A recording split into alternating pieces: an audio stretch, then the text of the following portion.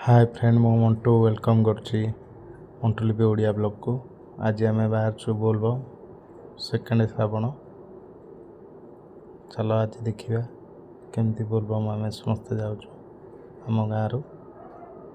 Finally आम भार सेपटे गाड़ी जाऊँगी। मुझे ठाकुर महाप्रभु को मुंडिया मारी घर बाहर। सब पिला अलरेडी पलैले आम गाँ पाख मंडप पाखक जीवा। ठाकुर आज सेकेंड श्रावण बाहरी पड़े।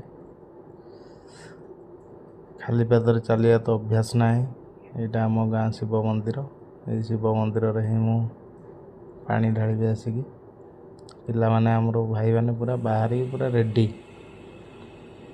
यही बाहुंगीटा पिला माने तैयारी करछंदी महाप्रभुंकर महादेवंकर। आपको समस्ते प्राय 8-9 जन खांदे बाहर आम हर हर महादेव कही चलू। टोटाल आमर 70 पिला ये 3टी गाड़ी रे जाउछंदी। कालुरिया घाट गोटे अच्छी से कालुरिया घाट रू आम पानी नबू। आम गाड़ी चलला आम गाँव बाहर की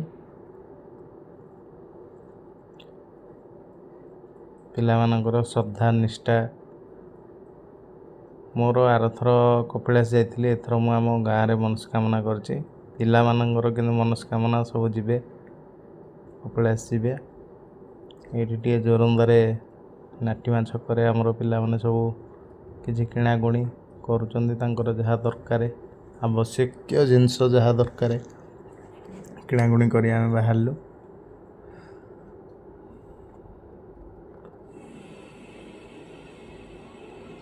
पिला मानकर किणाकुणी एपर्यंत सरेनी। घाट पाखक चलु। ये आसिक टे चाहवा बिस्कुटर व्यवस्था होता आम गाँ भाई मान समस्त होता। आमर बालुका पूजा हम यहाँ आउ गोटे गाँव लोक मैंने बाहुंगी बाहर करी अलरेडी कपिलास निमंते बाहरी पड़े। आमर एपर्यंत बालुका पूजा है। बालुका पूजा हम तापर जाकि आमर समस्ते बाहर भाई मैंने बाली धरिकी सब आसिले। मु भी जाइली पानी बुड़े बाली धरी आसिले। ये आमर शिवलिंग तैयारी कराला। नना आमर मुरुज पकाउछंती। पिला माने गाधुआ गुधी व्यस्त। ये नदीटा एक्चुअली आमर ब्राह्मणी नदी। नदी रे बहुत पानी भी पलि आसी जेहेतु वर्षा से पानी। नमः शिवाय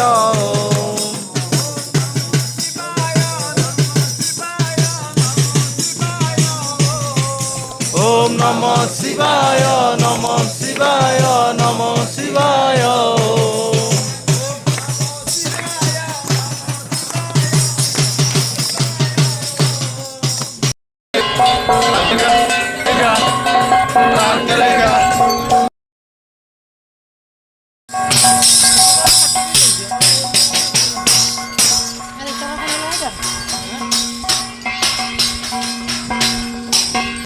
टिके पानीय जलर व्यवस्था थिला। समस्ते टिके रेस्ट नेले। पानी भी अच्छी गाधुआ गाधि करने। तापर आम बाहर जीव आम ग्राम अभिमुखे।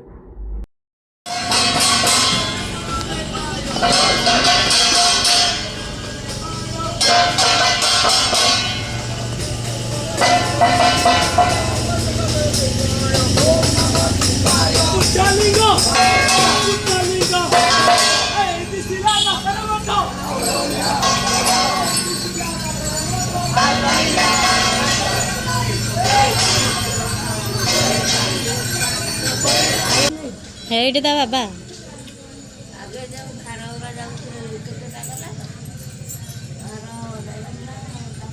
चलवार अभ्यास जेहेतु ना मो गोड़ फुटक एक्चुअली पड़ जाता चली पार ना आगे पड़े धीरे धीरे चल चलिक जाऊँगी मोर स्कूल पाख ବହୁତ କଷ୍ଟ ଆକ୍ଚୁଆଲି ଖାଲି ପାଦରେ ଚାଲିବା ବାହୁଙ୍ଗି ଧରିକି। ଜୟ ଜୟ ଭୋଳା ବାବା କି ଜୟ। ଆମ ଗାଁ ସ୍କୁଲରେ ବଡ଼ ଭାଇମାନଙ୍କ ତରଫରୁ ଖାଦ୍ୟ ପାନୀୟ ରେଷ୍ଟର ସୁବିଧା ରହିଥିଲା। ଏଇଠି ଆମେ ରହିଥିଲୁ। ଭୋର 5ଟାରୁ ଉଠି ଆମେ ନନାଙ୍କୁ ଡାକି ଆମ ଗାଁ ରଘୁନାଥ ଜୀଉ ମନ୍ଦିର ରାମେଶ୍ୱରଙ୍କ ପାଖରେ ଜଳ ଅଭିଷେକ କରିଥିଲୁ। କିଛି ଭାଇମାନେ ଆମର କପିଳାସ ଯାଇଥିଲେ ଭାରି।